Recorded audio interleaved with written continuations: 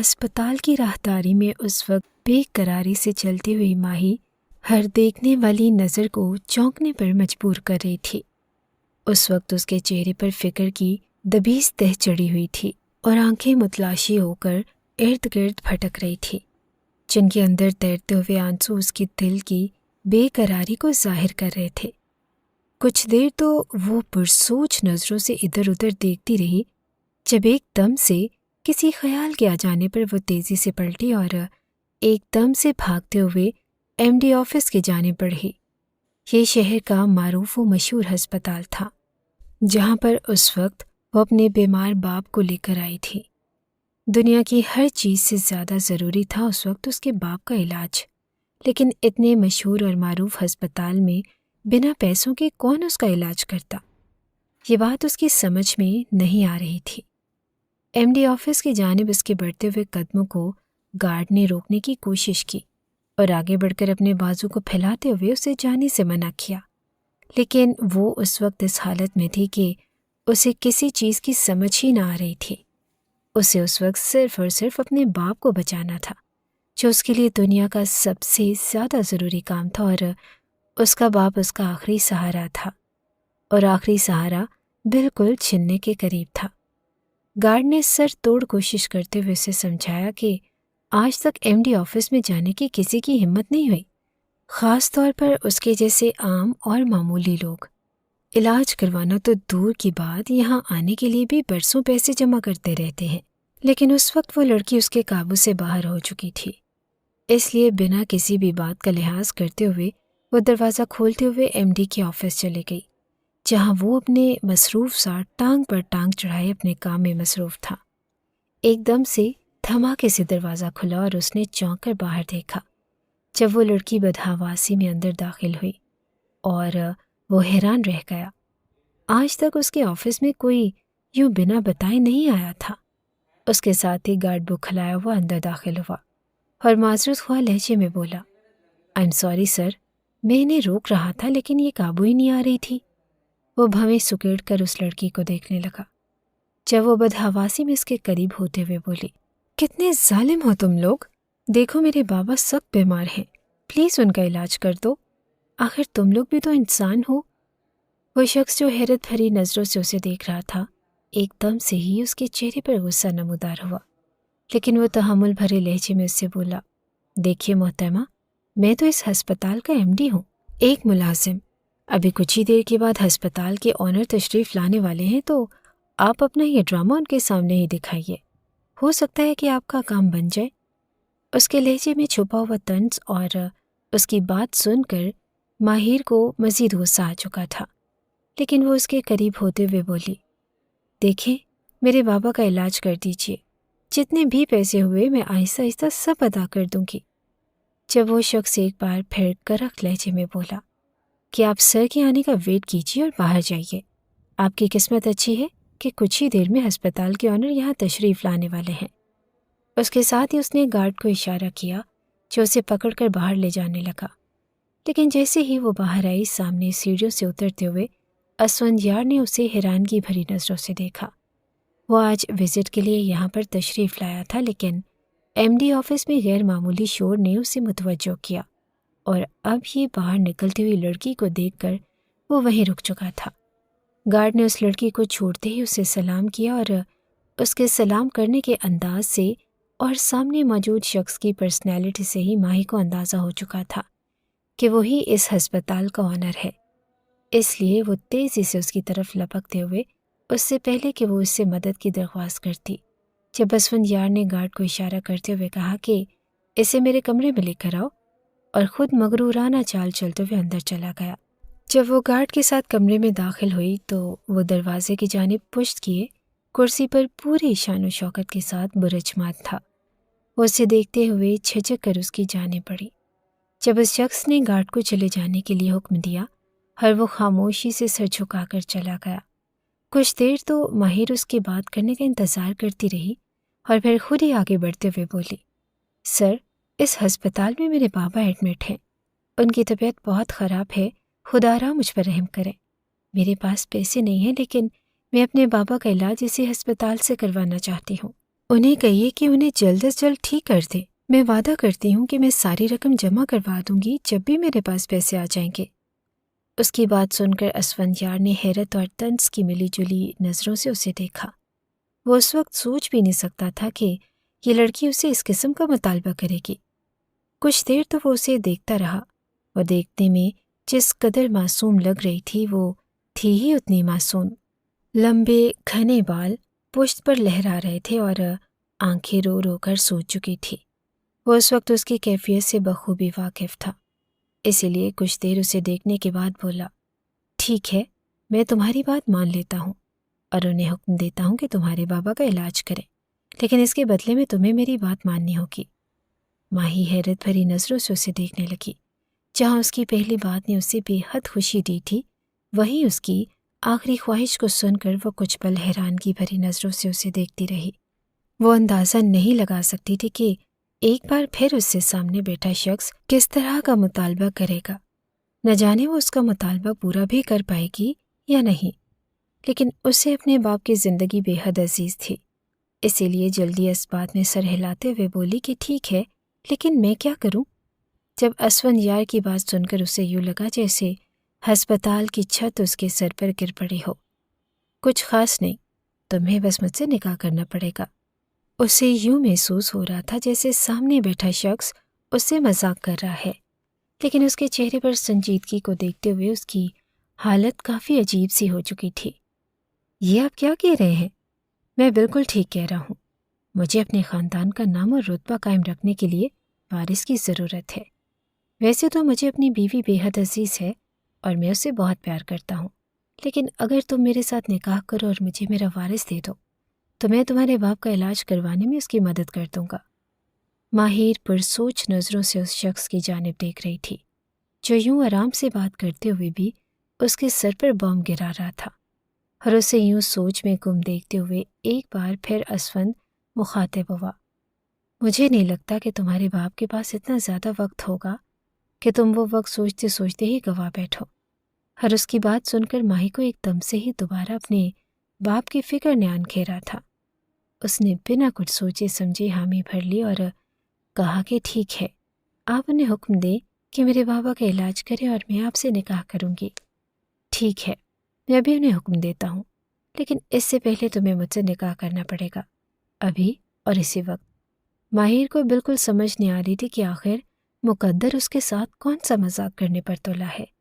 سب سے پہلے غربت کی چکی میں پستی ہوئی زندگی، باپ جیسا آخری اور شفیق سہارا جو اس وقت قابل رحم حالت میں پڑا تھا۔ ٹھیک ہے، میں آپ سے نکاح کرنے کے لیے تیار ہوں۔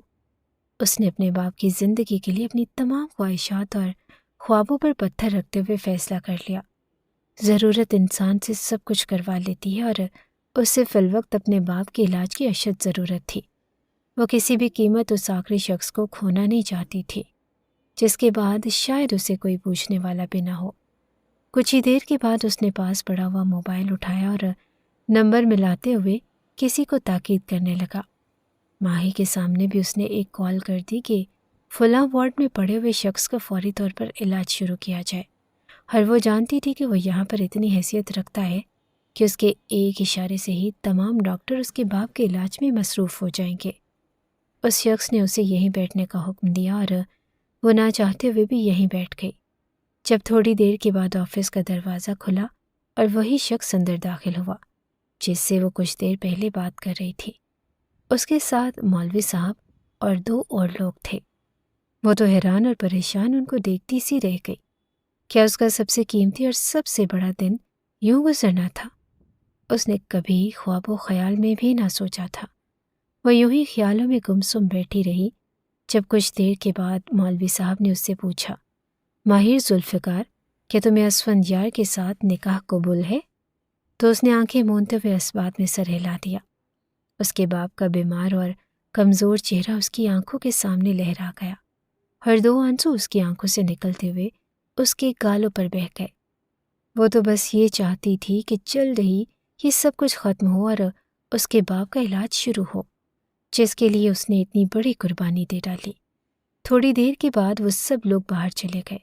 جب وہ اس کی طرف بنا دیکھے یوں کام میں مصروف ہو گیا جیسے کچھ دیر پہلے ان کا آپس میں کوئی بھی تعلق قائم نہ ہوا ہو۔ وہ بے بسی سے وہاں سے اٹھنے لگی جب اس شخص نے اسے روکا اور کہا کہ میں نے تمہارے باپ کے علاج کے لیے ڈاکٹرز کو بھیج دیا ہے، تم یہیں بیٹھی رہو، تمہیں ساری اپڈیٹ یہیں پر ملتی رہے گی۔ وہ بے بسی سے وہیں پر بیٹھ گئی۔ اس شخص نے کہہ دیا تھا کہ اس نے ڈاکٹرز کو بھیج دیا ہے اور اس کے باپ کا آپریشن جاری ہے۔ مسلسل ہلتے ہوئے لبوں سے وہ اپنے باپ کے لیے دعا گو تھی اور اس کی آنکھوں سے آنسو پل پل بہہ رہے تھے۔ جب تھوڑی دیر کے بعد آفس کا دروازہ ہلکی دستک سے کھلا اور ایک شخص اندر داخل ہوا، اس شخص نے ایک نظر اس لڑکی کو دیکھا اور اسفندیار سے مخاطب ہوتے ہوئے کہنے لگا، آئی ایم سوری سر، ان کے والد کی ڈیتھ ہو چکی ہے۔ اور سامنے بیٹھی لڑکی جو اس وقت اپنا سب کچھ گنوا چکی تھی، ایک ایسے شخص کے نام ہو کر جو پہلے سے کسی اور کے نام پر تھا اور جس وجہ سے اس نے اتنی بڑی قربانی دی، وہ بھی رہ گئی۔ وہ چیختے ہوئے بولی اور اٹھ کھڑی ہوئی اور جلدی سے باہر کی طرف بھاگی۔ اس نے چیخ چیخ کر آسمان سر پر اٹھا لیا تھا۔ اس کا باپ اس کا واحد سہارا اور اس کی ساری زندگی کی کل ملکیت تھا۔ بچھڑنا اتنا آسان نہ ہوتا جتنا لوگ سمجھ لیتے ہیں، اور اس کے لیے یہ جدائی اتنی دردناک تھی کہ اسے لگا کہ وہ تا عمر اس کے دکھ سے نہیں نکل پائے گی۔ باپ کے بے جان وجود پر سر رکھتے ہوئے وہ دھاڑے مار کر رو رہی تھی، جبکہ وہ شخص خاموشی سے پیچھے کھڑا اسے دیکھتا رہا۔ اس کے لیے اس کے دل میں کوئی جذبات نہ تھے۔ اسفندیار نے ہی اس کے والد کی تمام آخری رسومات کو سنبھالا۔ ان کی تدفین ہو گئی تو ماہی دیر تک ہی اس قبر پر بیٹھی آنسو بہاتی رہی۔ جب وہ شخص آگے بڑھا اور اس کے سر پر کھڑا ہوتے ہوئے بولا، اللہ ان کی مغفرت کرے، لیکن میرے خیال میں اب ہمیں چلنا چاہیے۔ اس کی آواز سنتے ہی ایک وحشت سی اتر آئی تھی اس معصوم آنکھوں والی لڑکی کی آنکھوں میں۔ وہ شخص کتنا بڑا دھوکے باز تھا جس نے جانتے بوجھتے اس سے نکاح بھی کر لیا اور اس کے والد کو بھی نہ بچا پایا۔ بدگمانی نے اس کے پورے جسم کو اپنی لپیٹ میں لے لیا۔ اس شخص کے سامنے کھڑے ہوتے ہوئے اس کی آنکھوں میں دیکھ کر بولی، کس قدر ظالم انسان ہو تم نے مجھ سے میرا باپ بھی چھین لیا اور میری زندگی بھی اپنے نام کر لی۔ میں تمہاری شکل بھی نہیں دیکھنا چاہتی۔ لیکن سامنے کھڑے شخص پر رتی برابر اثر نہ پڑ رہا تھا۔ وہ اسی اطمینان کے ساتھ اسے دیکھتے ہوئے بولا کہ تم میرے کانٹریکٹ میں ہو اور جب تک تم میرا بچہ پیدا نہیں کرو گی تم یہاں سے نہیں جا سکتی۔ اسفند نے آگے بڑھتے ہوئے اس کے بازو کو پکڑا اور اسے اپنے ساتھ لیتے ہوئے لا کر گاڑی میں بٹھا دیا۔ وہ کسی بت کی مانند اس کے ساتھ چلی آ رہی تھی، جیسے اس کی زندگی پر اس کا کوئی اختیار نہ ہو۔ کچھ دیر کے بعد گاڑی ایک عالی شان گھر کے سامنے رکی اور اس شخص نے اسے اترنے کا اشارہ کرتے ہوئے خود بھی اتر گیا۔ وہ خاموشی سے گاڑی سے باہر نکل آئی اور اس کے پیچھے ہی چلتے ہوئے اندر داخل ہوئی۔ یہ گھر اتنا بڑا اور اتنا عالی شان تھا کہ وہ اسے چندھیائی ہوئی آنکھوں سے دیکھنے لگی۔ اس گھر کی جگمگاہٹ اتنی واضح تھی کہ اس شخص کی شان و شوکت اور مرتبے کو ظاہر کر رہی تھی۔ اس کے اندر داخل ہوتے ہی سیڑھیوں سے اترتی ہوئی ایک لڑکی مسکراتے ہوئے اس کی جانب بڑھی اور اسے گلے لگ کر حال اور احوال لینے لگی۔ خوبصورت اور مہنگے لباس میں کھلے بالوں کے ساتھ وہ لڑکی بھی کافی خوبصورت تھی، اور سامنے کھڑے شخص کو اس نے اتنے دنوں میں پہلی بار مسکراتے دیکھا۔ اس کی آنکھوں میں چمک اور مسکراہٹ سے ہی وہ سمجھ چکی تھی کہ وہ اس کی بیوی ہے۔ تھوڑی دیر کے بعد اس لڑکی نے پلٹ کر ماہر کو دیکھا اور اس کے چہرے پر ناگواری کی ایک لہر دوڑ گئی۔ جب اس کے چہرے کے تاثرات کو محسوس کرتے ہوئے اسفند اس کی جانب دیکھ کر مسکراتے ہوئے بولا، زہرا، یہ ماہی ہے جس سے میں نے دوسرا نکاح کیا ہے۔ ہو سکتا ہے کہ یہ تمہیں پسند نہ آئے، لیکن اتنا ضرور یاد رکھنا کہ یہ صرف میرے نکاح میں تب تک ہے جب تک کہ یہ ہمیں وارث نہیں دے دیتی، اور وارث دینے کے بعد میں اسے ہمیشہ کے لیے چھوڑ دوں گا اور یہ ہماری زندگی سے دور چلی جائے گی۔ ماہر بس اس کی بات سن کر نظریں جھکا کر رہ گئی۔ وہ اچھی طرح جانتی تھی کہ اس کی حیثیت اور اوقات کیا ہے۔ وہ تو چاہتی تھی کہ وہ شخص اس سے اتنا بھی تعلق نہ رکھتا اور اسے آزاد کر دیتا، لیکن کانٹریکٹ کی وجہ سے اسے یہ بچہ پیدا کرنا تھا اور اس کے علاوہ کوئی چارہ نہ تھا۔ زہرا اس کی بات سن کر مطمئن سی مسکراتے ہوئے بولی، مجھے آپ پر یقین ہے اسفند، لیکن میں اس لڑکی کو کبھی بھی اپنی سوتن کے طور پر تسلیم نہیں کروں گی۔ وہ دونوں باتیں کرتے ہوئے مسکراتے ہوئے اندر چلے گئے۔ اور اسے یوں نظر انداز کر دیا جیسے وہ یہاں پر موجود ہی نہ تھی۔ ایک طنزیہ مسکراہٹ ماہر کے لبوں پر پھیل گئی۔ وہ شخص خود کو بہت چالاک اور چال باز سمجھتا تھا، جس نے اپنی چالاکی سے اسے اپنے نام بھی کر لیا اور اس سے اپنا مطلب بھی نکلوا لیا۔ لیکن وہ سوچ چکی تھی کہ وہ اس شخص کے ساتھ اس طرح کا کھیل کھیلے گی کہ وہ بدحواس ہو کر رہ جائے گا۔ اس نے یہ بات اپنے دل میں پختہ کر لی کہ وہ ہر حال میں اس شخص سے طلاق لے کر رہے گی اور اس کے ساتھ کسی بھی قسم کا کوئی تعلق قائم نہ کرے گی۔ لیکن اگلے 2 ہی دنوں میں اسے اچھی طرح اندازہ ہو گیا کہ وہ شخص صرف اسے کمرے کی حد تک محدود کر چکا ہے۔ 2 دنوں میں اس شخص نے اس کے کمرے میں ایک بار بھی چکر نہ لگایا۔ وہ اپنی پہلی بیوی کے ساتھ اتنا خوش تھا کہ اسے یقیناً اس لڑکی کی ضرورت ہی نہ تھی، لیکن ماہر کو یہ بھی علم ہو چکا تھا کہ یہ اس کے لیے ایک محفوظ پناہ گاہ ہے اور اسے یہاں پر ہر قسم کی سہولت میسر ہے، اسی لیے وہ خاموش ہو کر رہ گئی۔ ویسے بھی اپنے بابا کی وفات کے بعد وہ یہاں سے کہاں جاتی؟ وہ جانتی تھی کہ یہ دنیا زہر کی مانند زہریلی ہے، اور خصوصاً ان لوگوں کے لیے جو بے سہارا ہوتے ہیں، انہیں تو یہ دنیا نوچ کر کھا جاتی۔ کم سے کم وہ یہاں پر عزت سے تو رہ رہی تھی۔ جب اگلی رات وہ شخص پہلی بار اس کے کمرے میں داخل ہوا اور وہ اسے دیکھ کر کچھ بھوک ہلا سی گئی، اس نے کوئی غیر ضروری بات نہ کی تھی، بس اسے اتنا کہا کہ میں کچھ دیر تک زہرا سے مل کر تمہارے پاس ہی آ کر سوں گا، اسی لیے تیار رہنا۔ اور اتنی سی بات پر بھی اس کا دل پسلیاں توڑ کر باہر آ رہا تھا۔ یقیناً اب اسے وہ تعلق قائم کرنے کے لیے کہہ چکا تھا جس تعلق سے وہ گھبرا رہی تھی، لیکن مرتا کیا نہ کرتا کہ مصداق وہ خاموشی سے اٹھی اور چینج کرنے چلی گئی۔ یہاں پر رہتے ہوئے اس کی پہلی بیوی نے بھی اسے کسی قسم کی کوئی تکلیف نہ دی تھی، حتیٰ کہ وہ تو اسے مخاطب بھی نہ کرتی اور وہ اپنی مرضی سے باہر جاتی اور جب بور ہو جاتی تو واپس آ جاتی۔ کچھ دیر کے بعد اسون دوبارہ اس کے کمرے میں آیا اور اس وقت وہ بالکل آرام دہ کپڑوں میں ملبوس تھا۔ وہ آتے ہی اس کے پاس بیڈ پر لیٹ گیا اور وہ خاموشی سے اسے دیکھتی رہ گئی۔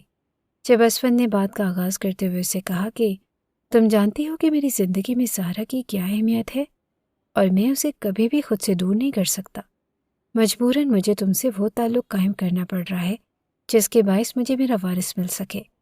اگر یہ ضروری نہ ہوتا تو شاید میں کبھی بھی زہرا کو چھوڑ کر کسی اور عورت کے قریب نہیں جاتا۔ اس کے بعد نہ ہی اس شخص نے اس سے کوئی بات کی، نہ ہی کوئی قسم وعدے اور نہ ہی کوئی تسلیاں، بس اس نے وہ تعلق قائم کیا اور پھر اٹھ کر دوسرے کمرے میں چلا گیا۔ وہ خاموشی سے بیڈ پر بیٹھی رہ گئی۔ اس کی اتنی ہی اوقات تھی کیا؟ اسے اس شخص سے ذرا برابر بھی دلی وابستگی نہ تھی، اسی لیے اس پر کسی قسم کا کوئی دکھ بھی حاوی نہ تھا، اور بس ایک بار پھر اپنے بابا کو یاد کرتے ہوئے وہ رو دی۔ باقی دن بھی یوں ہی گزرتے چلے گئے۔ جب ایک روز وہ کسی کام کے سلسلے میں پہلی بار زہرا کے کمرے میں گئی، اسے معلوم نہ تھا کہ اسون بھی آ چکا ہے اور زہرا کے کمرے میں ہے۔ وہ دروازے پر دستک دینے لگی، جب اندر سے آتی ہوئی آوازوں نے اسے ٹھٹکنے پر مجبور کر دیا۔ مجھے اچھا نہیں لگتا کہ یہ لڑکی اس طرح ہمارے گھر میں رہ رہی ہے، میں چاہتی ہوں کہ آپ اسے علیحدہ ہی شفٹ کروا دیں۔ جب اسون کی آواز اس کے کانوں سے ٹکرائی اور وہ تھم کر رہ گئی۔ زہرا، ہمیں بس اپنا وارث چاہیے اور اس کے لیے ہم اس لڑکی کو استعمال کر رہے ہیں۔ اگر اس روز اس کا باپ بچ جاتا تو شاید یہ ہمارے ہاتھ نہ آتے، لیکن مجھے پتہ چل چکا تھا کہ اس کا باپ کسی صورت بھی نہیں بچ سکتا، اس لیے میں نے زیادہ وقت ضائع کرنے کے بجائے سیدھا اپنے مدعے پر بات کی اور کامیاب بھی ہو گیا۔ اس سے زیادہ اس میں سننے کی سکت نہ تھی۔ وہ تو خود کو استعمال کرنے دے رہی تھی کہ اس شخص نے اس کے باپ کے لیے محنت کی، لیکن وہ تو شکر ادا کر رہا تھا کہ اس کا باپ اس دنیا سے چلا گیا۔ اس لمحے اندر بیٹھا ہوا شخص اسے کوئی درندہ ہی لگ رہا تھا جو اس کے باپ کو نوچ کر کھا گیا، اور شاید وہ اس روز کوشش کرتا تو اس کا باپ بچ جاتا۔ یقیناً اس شخص نے کوشش بھی نہ کی ہوگی۔ وہ اپنے کمرے میں چلی گئی اور اس کی آنکھوں سے آنسو مسلسل بہہ رہے تھے۔ وہ پوری رات اس قدر اذیت کی سی کیفیت میں رہی۔ اسے یہ لوگ کسی بھیڑیے سے کم نہیں لگ رہے تھے جو کسی بھی انسان کو اپنے مطلب کے لیے استعمال کر سکتے ہیں، اور اس رات اس نے فیصلہ کر لیا کہ ایک پل بھی یہاں نہ رکے گی۔ اس مقصد کے لیے وہ دن چڑھنے سے پہلے ہی اپنا سامان اٹھا کر وہاں سے چلی گئی۔ وہ جہاں بھی جاتی لیکن مزید اس گھر میں نہ رہ سکتی تھی۔ جس گھر میں اس کے باپ کی موت کو بھی اپنے مفاد کی نظر کر دیا گیا۔ وہ یہاں سے نکلی اور اپنے پرانے گھر میں چلی گئی۔ وہ گھر ہی کیا تھا، بالکل جھونپڑی نما، جہاں اس نے اپنے باپ کے ساتھ وقت گزارا تھا۔ اس کے ارد گرد والے کافی عرصے کے بعد اسے لوٹتا دیکھ کر حیران ہو چکے تھے۔ اس گھر کی ایک ایک کونے میں اس کے باپ کی یادیں سمٹی ہوئی تھی، اور اس نے عہد کر لیا کہ وہ اب اس گھر سے کبھی بھی واپس نہ جائے گی اور نہ ہی وہ شخص اسے ڈھونڈ پائے گا۔ لیکن یہ محض اس کی خام خیالی ہی ثابت ہوئی۔ جب صبح زہرا اور اسود کے علم میں یہ بات آئی کہ وہ یہاں سے جا چکی ہے تو انہیں کافی پریشانی لاحق ہوئی۔ اسود اتنا غیر ذمہ دار شخص نہ تھا کہ وہ اسے اپنے نکاح میں ہونے کے باوجود یوں آوارہ چھوڑ دیتا۔ اسے اس وقت اس لڑکی پر شدید غصہ آ رہا تھا۔ وہ نہیں جانتا تھا کہ وہ کیوں چلی گئی۔ ہو سکتا ہے کہ وہ اسود کے رویے سے دل برداشتہ ہو کر چلی گئی ہو، یا کوئی اور بات، لیکن اس نے مسلسل اس کی تلاش شروع کر دی۔ اسے ڈھونڈنا اسود کے لیے ذرا برابر مشکل کام نہ تھا۔ ہر وہ لڑکی سمجھ رہی تھی کہ وہ اسے کبھی ڈھونڈ ہی نہیں پائے گا۔ 2-3 دن کے بعد ہی وہ اس کے دروازے پر کھڑا تھا اور اسے دیکھ کر اس قدر آگ بگولا ہو چکا تھا کہ اس کی آنکھوں سے غصہ اور وحشت ابل رہی تھی، جسے دیکھتے ہی ماہر خوف زدہ ہو گئی۔ وہ تو سوچ ہی نہیں سکتی تھی کہ وہ اسے اتنا جلدی ڈھونڈ نکالے گا۔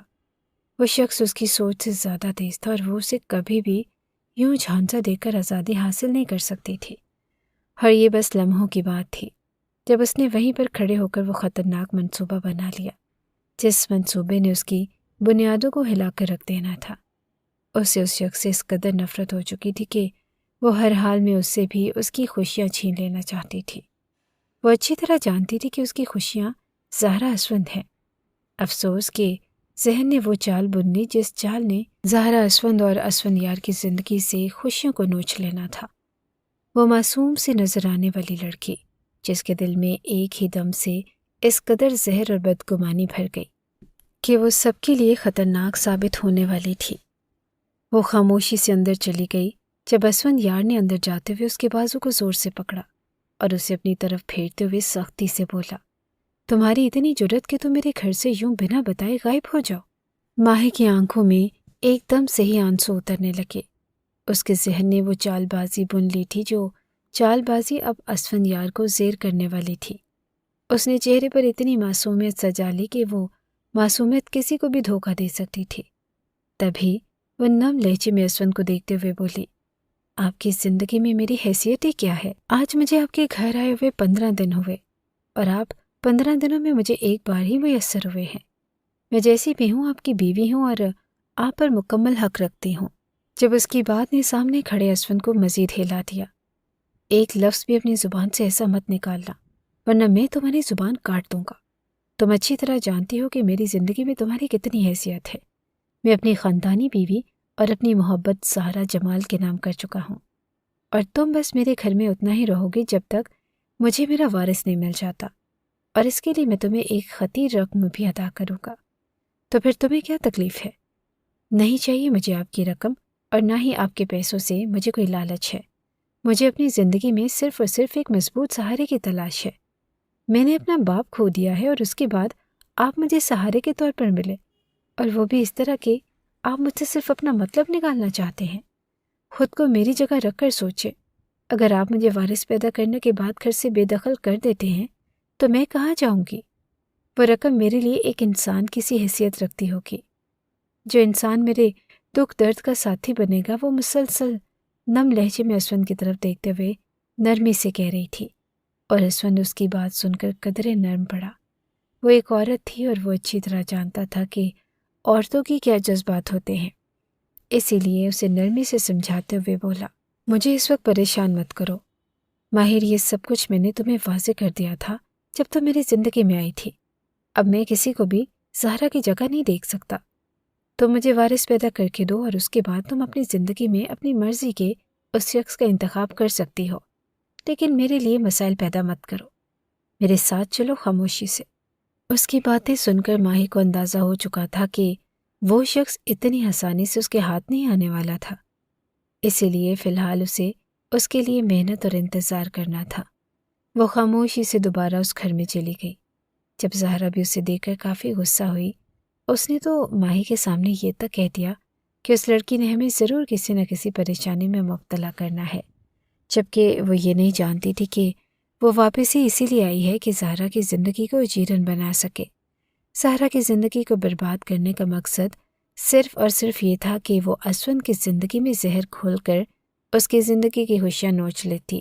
وہ بس خاموشی سے اپنے کمرے میں چلی گئی اور اگلا منصوبہ اس نے بہت واضح طور پر بن لیا تھا۔ اب وقت تھا اپنے بنائے ہوئے منصوبے پر عمل کرنے کا۔ اور صبح جب اسون کام کے سلسلے میں گھر سے باہر چلا گیا تو ماہر اٹھی اور کچن میں آ گئی۔ ایسا پہلی بار ہوا تھا۔ جب وہ خود سے اٹھ کر کچن میں آئی، پہلے کوئی نہ کوئی ملازمہ اس کے کمرے میں ناشتہ بھجوا دیتی اور وہ وہیں بیٹھ کر ناشتہ کر لیتی، لیکن آج اس نے ملازمہ کو منع کر دیا اور کچن میں جیسے ہی وہ داخل ہوئی، کچن میں موجود زہرا اسے دیکھ کر سخت حیران ہوئی۔ اس نے تحمل سے اسے دیکھتے ہوئے پوچھا کہ تمہیں کسی چیز کی ضرورت ہے؟ جب ماہی اس کی طرف دیکھتے ہوئے مسکرائی اور بولی، مجھے جب بھی کسی چیز کی ضرورت ہوگی میں خود لے لوں گی۔ آپ نہ ہی مجھ پر سپرنٹینڈنٹ لگی ہیں اور نہ ہی میری ملازمہ ہیں، تو مجھے اپنی مرضی سے زندگی جینے دے۔ زہرا تو اس کے بدلے ہوئے تیور اور اس کے بات کرنے کے انداز سے ہی حیران ہو چکی تھی۔ ایک دم ہی اس کی آنکھوں میں بھی غصے کی ہلکی ہلکی رمق نظر آنے لگی۔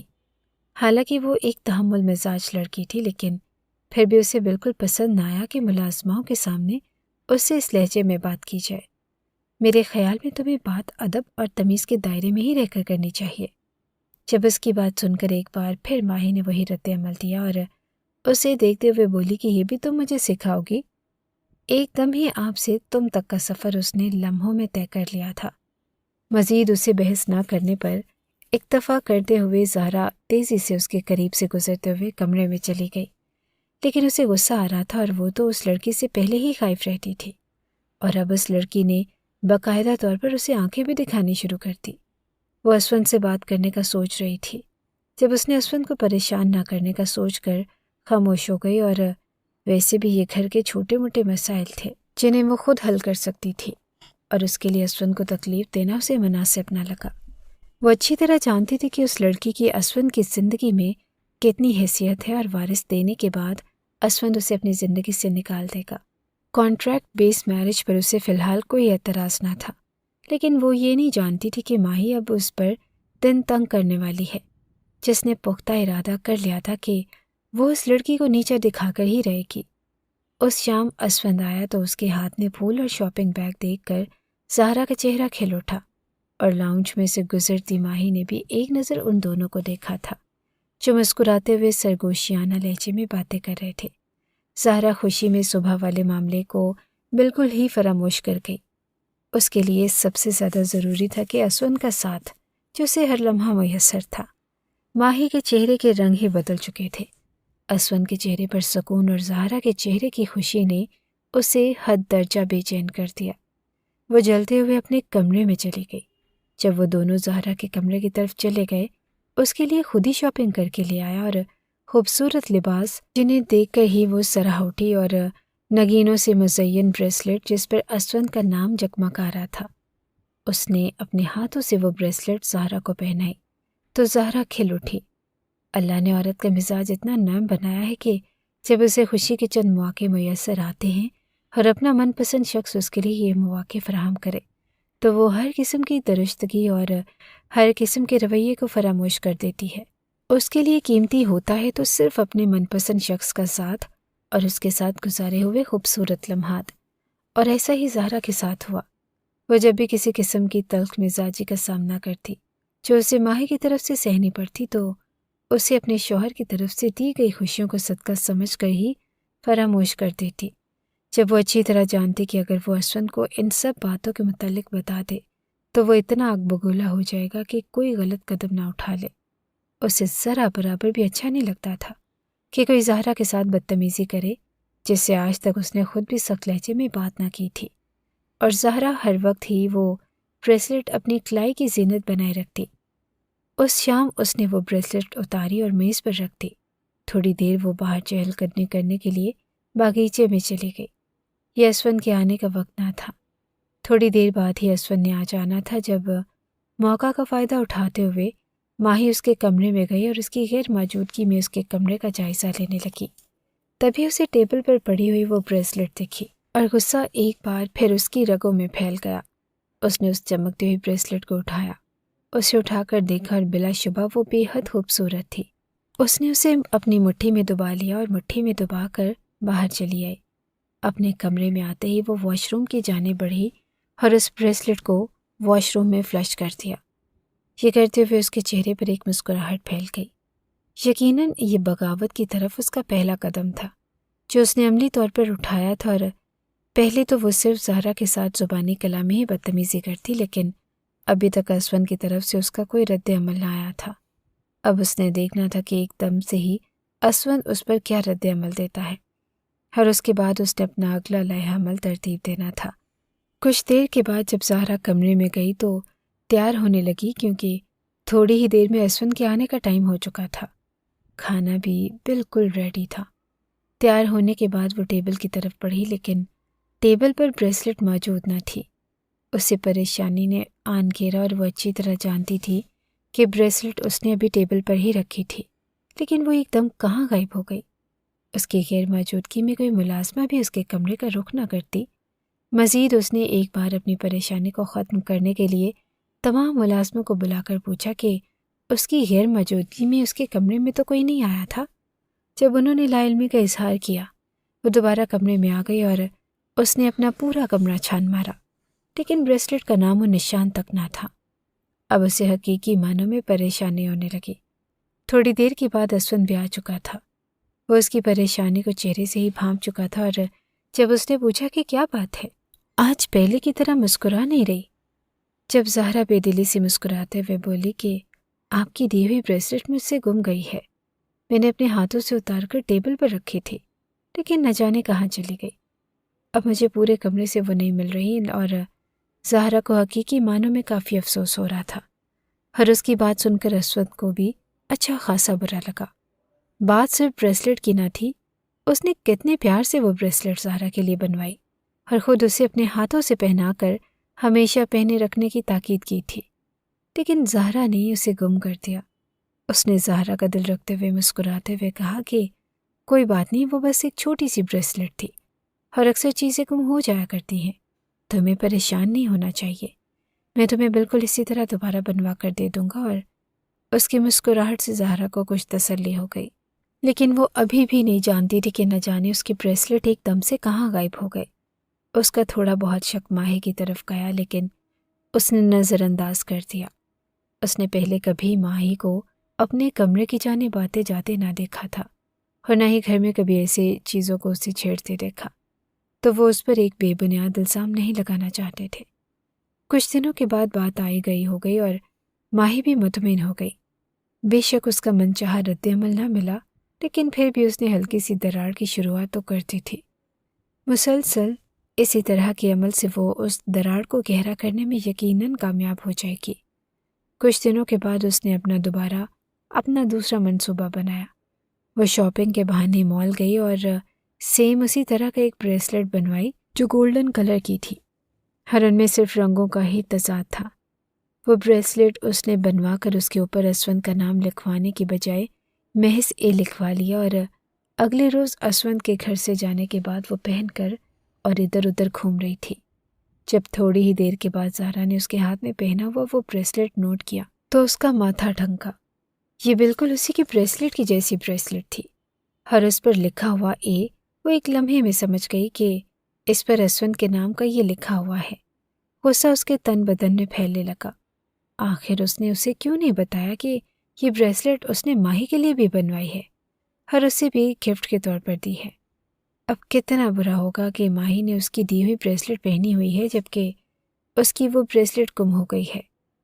اسے ذرا برابر اندازہ نہ تھا کہ وہ لڑکی خود ہی اتنی چالاک ہو گئی، اور ماہی اچھی طرح جانتی تھی کہ اگر وہ اسون کے سامنے بھی یہ پہنے رہے گی تو اسون اس پر اتنی توجہ ہی نہیں دیتا کہ اسے پتہ چلے کہ ماہی نے کیا پہنا ہے۔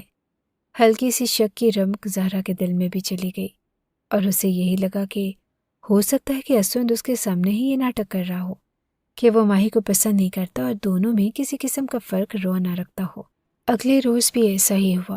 جب اسون نے اس شام فائلز زہرا کے حوالے کرتے ہوئے کہا کہ اسے صبح میٹنگ میں ان فائلز کو لے کر جانا ہے، لہٰذا انہیں سنبھال کر رکھے، اور یہ بات ماہی کے علم میں بھی آ گئی تھی۔ اس نے ان فائلز کو اسی شام میں ہی اٹھوا لیا جب وہ دونوں کچھ دیر آؤٹنگ کے لیے گھر سے باہر گئے۔ وہ اکثر ہی زہرا کو لانگ ڈرائیو یا آؤٹنگ پر لے کر جاتا۔ اس نے وہ فائلز اٹھوا لی اور زہرا کا اس جانب دھیان ہی نہ گیا کہ الماری میں وہ فائلز موجود ہی نہ ہیں۔ جب اگلے دن اسود نے ان فائلز کو طلب کیا تو زہرا کو اپنی جگہ پر رکھی ہوئی فائلز نہ ملی۔ اسود کے لیے وہ سبھی کاغذات بے حد ضروری تھے، اور ان کا نہ ملنا اس کے لیے خاص شرمندگی اور نقصان کی بات تھی۔ زہرا نے آج تک ایسی غیر ذمہ دارانہ حرکت نہ کی تھی، اور جیسی حرکت وہ اب سر انجام دے رہی تھی۔ کافی دیر زہرا پورے کمرے میں وہ ڈھونڈتی رہی، لیکن اسے ان فائلز کا نام و نشان تک نہ ملا۔ اس وقت اتنا غصہ آ رہا تھا اسود کو کہ بیان کرنا قابل نہ تھا۔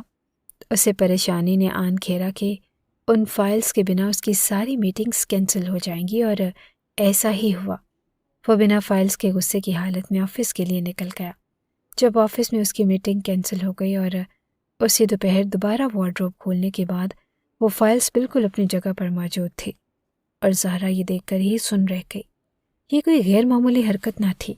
وہ اچھی طرح جانتی تھی کہ وہ سوچ سمجھ کر جہاں پر بھی ضروری چیزیں رکھتی ہے وہ چیزیں وہاں پر موجود نہیں ہوتی، اور فائل اب اس وقت یہاں پر موجود تھی۔ اس نے سب سے پہلے اسود کو کال کی اور اسے فائل کے متعلق بتایا۔ جب وہ اس کی بات سنتے ہی بھڑک اٹھا۔ اب کیا کروں میں ان کا؟ جتنی شرمندگی میں نے اٹھانی تھی اٹھا لی ہے، اب انہیں باہر پھینکوا دو یا پھر آگ لگوا دو۔ اس نے یہ کہتے ہی کال کاٹ دی اور زہرا وہیں پر بیٹھی رہ گئی۔ کوئی تھا جو اس کے ساتھ اتنا بڑا کھیل کھیل رہا تھا، اور پہلی فرصت میں ہی اس کا مکمل شک ماہی پر گیا۔ وہ اچھی طرح جانتی تھی کہ ماہی کے علاوہ کوئی بھی یہ حرکت نہیں کر سکتا۔ اس کی 2 ملازمائیں کافی پرانی تھیں اور ان پر وہ حد درجہ اعتماد کرتی تھی۔ انہوں نے آج تک اس کے کمرے میں اس کی چیزوں کو ہاتھ تک نہ لگایا، اور اب آ کر صرف وہی چیزیں ہی غائب ہو رہی تھی جو اس سے مطابقت رکھتی۔ کچھ نہ کچھ ایسا تھا جو اسے شدید کھٹک رہا تھا۔ جب وہ اپنے کمرے سے اٹھی اور ماہی کے کمرے میں چلی گئی، ماہی اپنے کمرے میں آئینے کے سامنے بیٹھی نیل پالش لگا رہی تھی۔ زہرا کو آتی دیکھ کر وہ مسکرائی اور بولی کہ امید ہے کہ آپ کی فائلز آپ کو مل چکی ہوں گی سوتن صاحبہ، اور زہرا بے یقین سے کھڑی رہ کر اسے دیکھتی رہی۔ پھر وہ اس کی جانب بڑھی اور غصے سے بولی، تم کیا سمجھتی ہو کہ تم یہ سب کچھ کرنے کے بعد مجھے اسود کی زندگی سے نکلوا دو گی یا اپنی بنیادیں اس گھر میں مضبوط بنا دو گی؟ تو یہ تمہاری غلط فہمی ہے۔ نہ ہی میں اسود کی زندگی سے جانے والی ہوں اور نہ ہی اس کے گھر سے۔ تو میرے خیال میں تمہیں اپنی ان حرکتوں کو کنٹرول کر لینا چاہیے، اس سے پہلے کہ میں سب کچھ اسود کو بتا کر تمہارا پتہ کاٹ دوں۔ لیکن وہ طنزیہ مسکراہٹ لبوں پر سجا کر زہرا کو دیکھتی رہی۔ زہرا اپنی بات ختم کرتے ہوئے اسے قہر بھری نظروں سے دیکھتے ہوئے واپس چلی گئی۔ ہر روز شام جب اسود آیا تو اس کے چہرے پر ہلکا ہلکا غصہ تھا، لیکن زہرا نے آج پختہ ارادہ کر لیا کہ وہ ساری بات اسود کو بتا کر ہی رہے گی، لیکن اس سے پہلے کہ وہ اس سلسلے میں ایک دوسرے کے ساتھ بات کرتے، جب دروازے پر ہلکی سی دستک ہوئی اور اسود نے دروازہ کھولا۔ سامنے کھڑی ہوئی ماہی اسے معصومیت سے دیکھ رہی تھی۔ اتنے دنوں میں وہ شخص اس لڑکی کو تو بالکل ہی فراموش کر چکا تھا، جیسے وہ اس گھر میں رہتی ہی نہ ہو۔ زہرا بھی حیرت سے دروازے کی جانب دیکھ رہی تھی، اور جب ایک دم سے ماہی اندر داخل ہوئی اور روتے ہوئے زہرا کی جانب دیکھتے ہوئے بولی، آپی، آپ نے دن بھر ہی مجھے چلی کٹی سنائی ہے اور میں آپ کے ڈر کی وجہ سے آپ کے کمرے میں نہیں آ پائی، لیکن اب یہاں پر موجود ہیں تو میں ان کے سامنے ہی آپ سے معافی مانگنے کے لیے آئی ہوں۔ آپ یقین رکھیں کہ مجھے آپ کی رکھی ہوئی فائلز کے متعلق بالکل بھی پتہ نہیں تھا، بلکہ میں تو آج پہلی بار آپ کے کمرے میں آئی ہوں۔ اگر پھر بھی آپ کو شک ہے کہ وہ فائلز میں نے ادھر ادھر کی تھی تو میں آپ سے معافی مانگتی ہوں، لیکن پلیز میری نسل، میری کلاس اور میرے اوقات کے لحاظ سے مجھے تانے نہ دیا کریں۔ زہرا اسے حیرت سے دیکھ رہی تھی۔ وہ لڑکی کتنی چال باز تھی، اس بات کا تو اسے اندازہ ہو گیا تھا، لیکن اب اسود کے سامنے وہ تو خود حیران اور پریشان کھڑی تھی۔ جب ماہی تیزی سے آگے بڑھی اور اس سے پہلے کہ اس کے قدموں میں گرتی، زہرا جلدی سے پیچھے ہٹ گئی۔ اسود جلدی سے آگے بڑھا اور اسے کاندھے سے پکڑتے ہوئے کھڑا کیا اور کہا کہ تم اپنے کمرے میں جاؤ، اور ماہی روتے ہوئے اپنے کمرے میں چلی گئی۔ اسود بھی حیرت سے زہرا کو دیکھ رہا تھا، اور وہ اس کی بدگمان نظروں سے اچھی طرح واقف ہو چکی تھی۔ وہ جانتی تھی کہ اب اسود اس کی بات پہ یقین نہیں کرے گا، اور وہ تو خود اتنا بے یقین اور حیرت زدہ تھا کہ وہ سوچ بھی نہیں سکتا تھا کہ اس کی بیوی اتنی جاہلیت کا مظاہرہ کر سکتی ہے کہ وہ گھر میں پڑی ہوئی اس لڑکی کو اس کی اوقات کے طعنے دیا کرے اور اپنی غلطیاں بھی اس کے سر پر تھوپ دے۔ اور یہ اس شخص کا بے یقینی کی طرف پہلا قدم تھا، اور پھر ہر دوسرے تیسرے روز ہی اس قسم کے واقعات ہونے لگے۔ جب اس رات وہ زہرا سے بد کلامی کرنے کے بعد ماہی کے کمرے میں گیا اور پریشان سا بیڈ پر بیٹھ گیا، ماہی کو آج اندازہ ہو چکا تھا کہ وہ شخص اس کے کمرے میں ضرور آئے گا، اسی لیے اس نے آج کچھ زیادہ ہی تیاری کر لی۔ وہ آہستہ آہستہ اسے اپنی بیوی سے بدگمان کرتے ہوئے اتنا بے سکون کر رہی تھی جتنا وہ چاہتی تھی۔ سفید رنگ کی سلک کی نائٹی میں ملبوس جب وہ واش روم سے باہر نکلی تو یوں ظاہر کیا جیسے وہ اسود کی موجودگی سے حیران ہوئی ہو، لیکن اسے پہلے ہی اندازہ ہو چکا تھا کہ کوئی اس کے کمرے میں موجود ہے۔ اس نے ایک نظر اسے دیکھا اور نظروں کا رخ موڑ لیا۔ جب وہ اس کے پاس بیٹھتے ہوئے بولی، کیا بات ہے، آپ پریشان نظر آ رہے ہیں؟ اس کی بات سن کر خاموش سا بیٹھا رہا۔ جب وہ حد درجہ ہمدردی کا مظاہرہ کرتے ہوئے اس کا منہ اپنی طرف موڑ کر بولی، میں جانتی ہوں کہ آپ آپی کی وجہ سے پریشان ہیں۔ ظاہر ہے وہ آپ سے محبت کرتی ہیں اور کوئی بھی عورت یہ برداشت نہیں کرتی کہ اس کے گھر میں ایک سوتن موجود ہو۔ شاید وہ میری موجودگی سے ڈسٹرب ہوں۔ میں تو اب بھی آپ کو کہتی ہوں کہ مجھے چھوڑ دیں، میری وجہ سے اپنی زندگی برباد مت کرے۔ جب اسود نے ایک نظر اسے دیکھا، اس کی آنکھوں سے لگاتار بہتے ہوئے آنسو اسود کو مزید پریشانی میں مبتلا کر رہے تھے۔ اس نے آگے بڑھ کر اس کے آنسو صاف کرنا چاہے جب ماہی ایک دم ہی اس کے گلے سے لگ گئی۔ وہ سفید سلک کی نائٹی میں موجود سسکتی ہوئی لڑکی اس کے گلے سے لگی اور اس کے ضبط کو آزما رہی تھی۔ ہر اس رات اس نے اسود کے قریب ہوتے ہوئے اس کی ساری پریشانی کو وقتی طور پر زائل کر دیا۔ وہ کافی حد تک پرسکون ہو چکا تھا اور اب ہر بار ہی ایسا ہونے لگا۔ جب بھی کسی بات پر اس کی زہرا سے بحث ہو جاتی تو وہ کمرہ چھوڑ کر ماہی کے کمرے میں آ جاتا اور پھر ماہی اس کی پوری رات ہی رنگین بنا دیتی۔ اپنی معصومہ باتوں اور ظاہری ہمدردی کی وجہ سے وہ شخص آہستہ آہستہ زہرا سے دور ہونے لگا۔ ہر اس بات کو زہرا نے بھی شدت سے محسوس کر لیا۔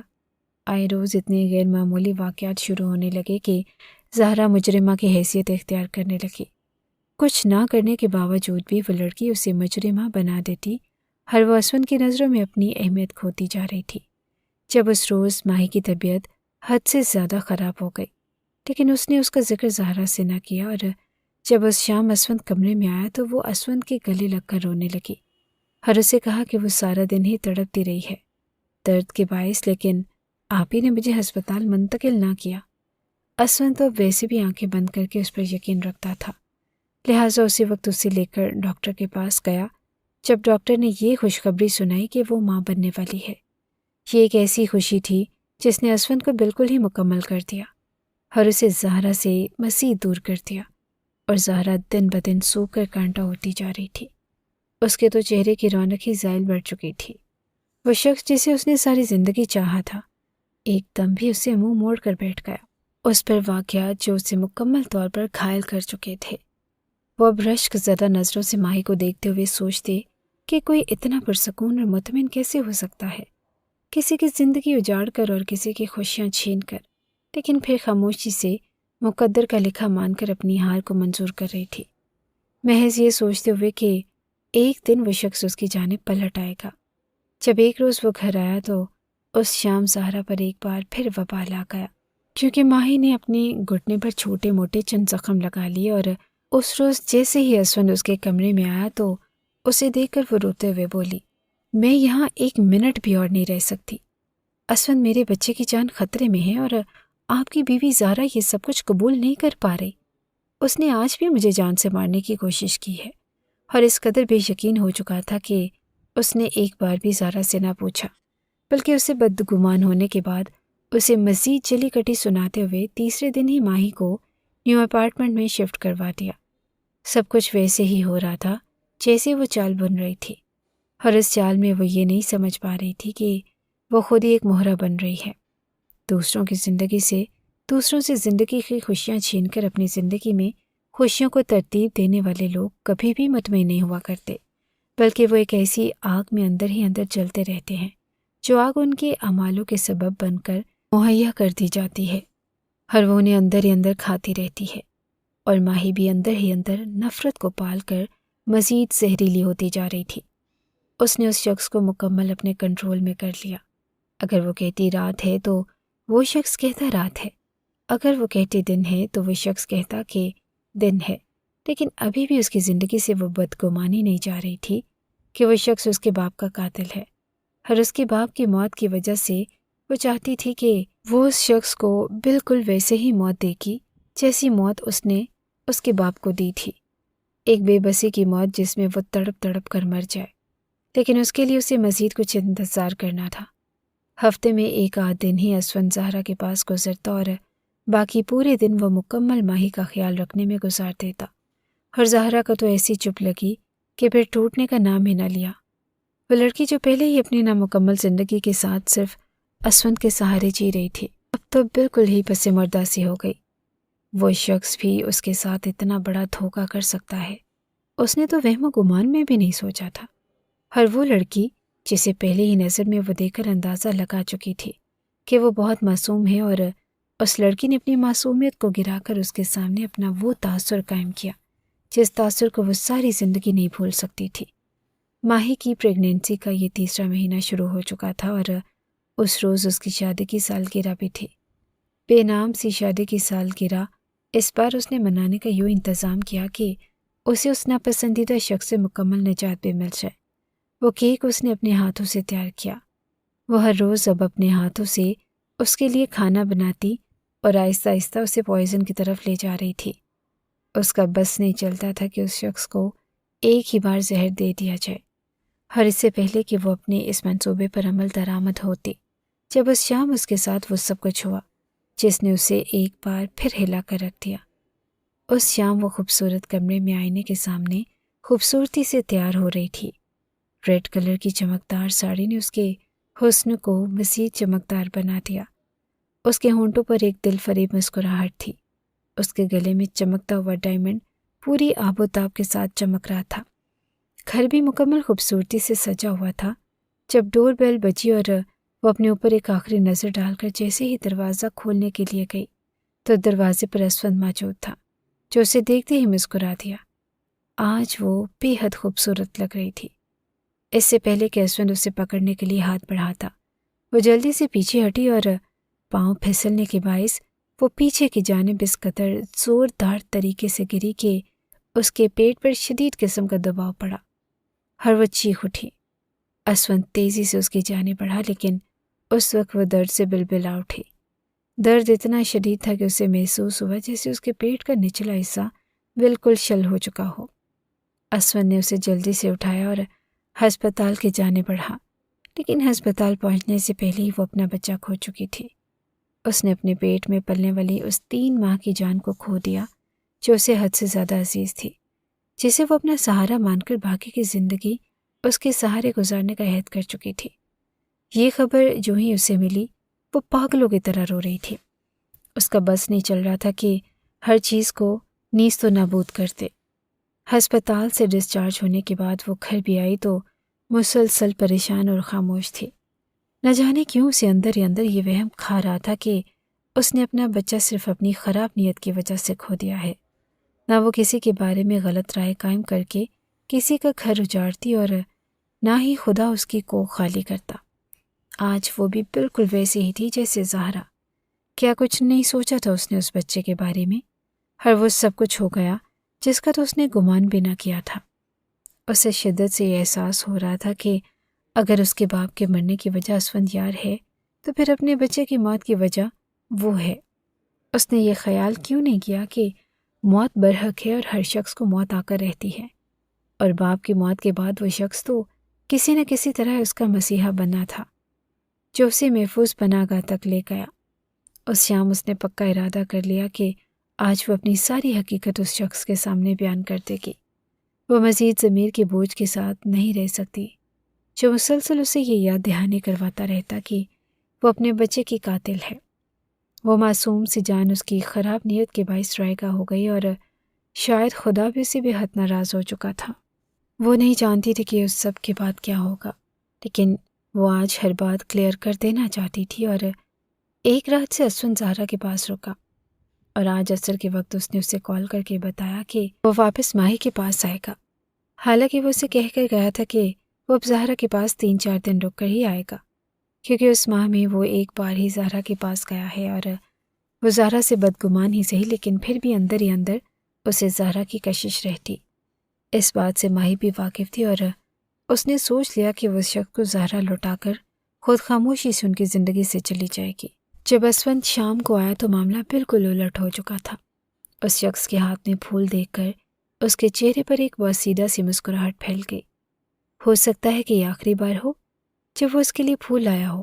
جب وہ پلک جھپکتے ہی اس کے سامنے گھٹنوں پر بیٹھ گیا اور اپنے ہاتھ میں پکڑی انگوٹھی کو محبت سے اس کی طرف بڑھاتے ہوئے بولا، آج سے اسفند یار مکمل تمہارا ہو چکا ہے۔ میں نے اپنی زندگی میں ان تمام منافق رشتوں کو چھوڑ دیا ہے جو محض میرے نام اور پیسے کی سبب ہی میرے ساتھ تھے۔ میں صرف تمہارا بن کر رہنا چاہتا ہوں اور آج سے میں تمہارا ہوں۔